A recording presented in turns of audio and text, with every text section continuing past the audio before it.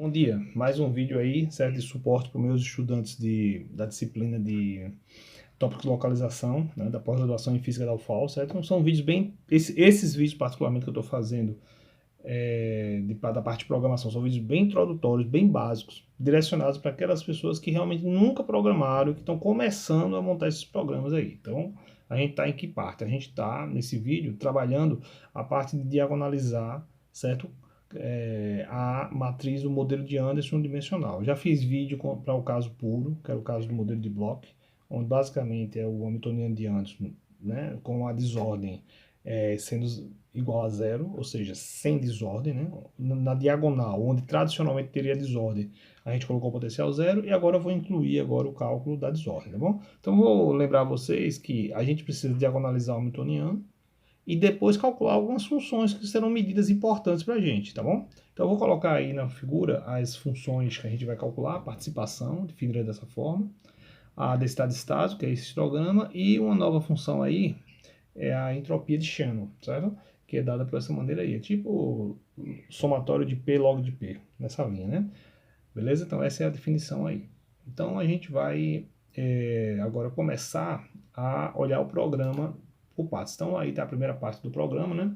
Então veja aí, observe o que acontece. Você tem o quê? Você tem primeiro as variáveis, certo? Que eu defini. Depois eu estou abrindo aí 3 arquivos, tá? Que é um para participação, outro para densidade de estados e outro para entropia. Cada arquivo vai ter o seu respectivo resultado. Estou definindo um n igual a 1000, uma matriz 1000 por 1000, e estou começando com uma semente. Lembrando que desordem, eu lembro, gerador de números aleatórios que precisa de uma semente. Vou usar o gerador de número aleatório, aquele bem tranquilo lá, bem simples de trabalhar, que é o RAM1 do Numerical Recipes. Existem vários geradores de número aleatório, você pode usar o que você quiser. Eu vou usar esse que é o que eu já uso. A semente dele entra negativa, né? Aí começam as definições. Então, primeiro, o loop aí, que é o looping i, que vem depois, que eu marquei ele com 100 aí para você se achar melhor, tem asterisco 100 depois dele, aí eu boto o quê? Né? Começa um looping i, aí boto a energia da subdiagonal, que é o hop igual a 1, então o hop é 1, e na diagonal, que antes eu tinha botado 0, agora eu ponho desordem, dessa forma aí. Eu pego o número aleatório, o RAM1, subtraio ele de meio, isso vai deslocar o gerador aleatório, certo? Para que a média dele fique 0, tá bom? E multiplico por 2, então estou ampliando a região aí. Então esse número aí aleatório são números entre menos 1 e 1, tá bom, gente? Beleza? Pronto, aí depois eu faço aquele loop interno ali que está marcado com 200, onde é um loop em J. Eu faço isso para poder eu ter variáveis I e J correndo de 1 a N e eu visitar todos os elementos da matriz Z e zerar a matriz Z. Então essa primeira parte é essa. Aí vamos para a próxima figura, onde eu agora defino que a matriz Z é a identidade. Então faço um loop que está marcado aí com 300, um loop em I de 1 até N, e digo que Z de I igual a 1. Então eu defini a matriz Z como identidade. Então pronto, subdiagonal hop igual a 1, diagonal um número aleatório entre menos 1 e 1, tá bom?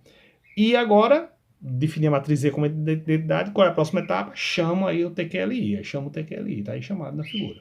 Aí depois começa o cálculo da participação, mesmo eu já defini, né? Um loop em I, vou correndo todos os, o I vai ser a posição, desculpa, o loop J, perdão, desculpa, eu olhei com cuidado, o loop J, que vai correr a posição dos autovetores, né, que está aí marcado 400, depois um loop I fazendo aquela somatória da função de hora quarta, inverto e escrevo. Isso aí eu já expliquei, né? Beleza?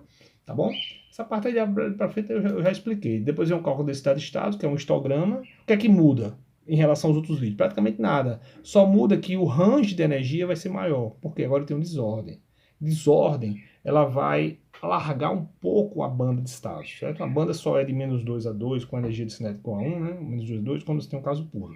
Quando você tem um caso de desordem, você alarga aquelas divergências de Von Hofer lá da extremidade, você abate ela um pouco, vai amassar ela um pouquinho assim, certo? E elas vão ficando, vai enlarguecendo a banda, tá bom, gente? Por isso que eu botei um pouquinho mais largo aí. O resto é igual, é a mesma rotina que a gente já discutiu, tá bom?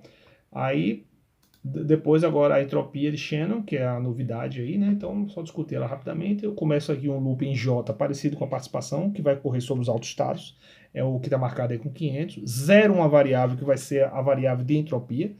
Aí agora eu começo um loop em I para somar as diversas componentes das autofunções. Aí aparece um fato interessante. Como eu estou usando aí uma precisão simples, Quando o número aleatório, a função de onda quadrada fica muito pequena, o log não funciona tão bem, sabe, gente? O log tem problema, principalmente no Fortran. Então, o que é que eu faço aí? Eu só somo os termos que são realmente diferentes de zero. O que tiver muito abaixo do zero, muito pequeno, eu desprezo. 13 não preciso somar. Só vai ser uma inconsistência aí nessa soma numérica. Então, o que é que eu faço? Eu defino um R4 aí como sendo a função de onda ao quadrado, né? Que é o que tem lá na formulazinha, né?